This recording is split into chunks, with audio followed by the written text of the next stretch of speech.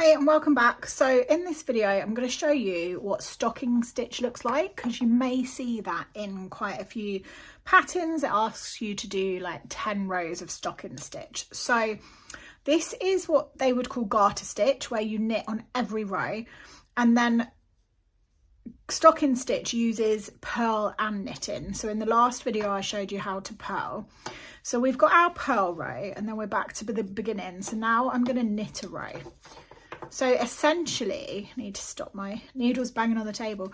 Essentially, stocking stitch is one row of purl, one row of knit, one row of purl, one row of knit. So you would knit on what they would call the right side. And I'll show you why in a second, why there's a right side and a wrong side to this stocking stitch.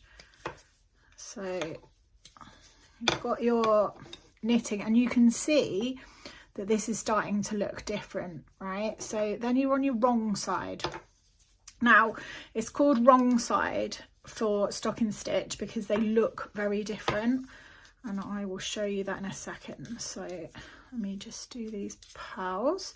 So just a reminder, purl, you're going in the top, round and taking the stitch off. So I'll do that again.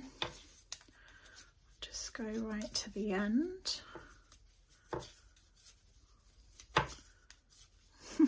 My wooden needles keep knocking on the table and making noise.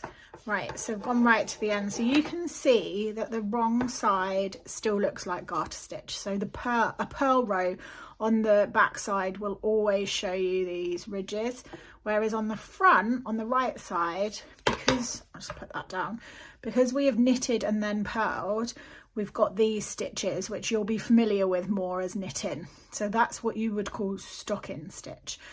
So then the next row you would just knit all across there and purl again, and that gives you your stocking stitch. So yeah, you can go and try that now.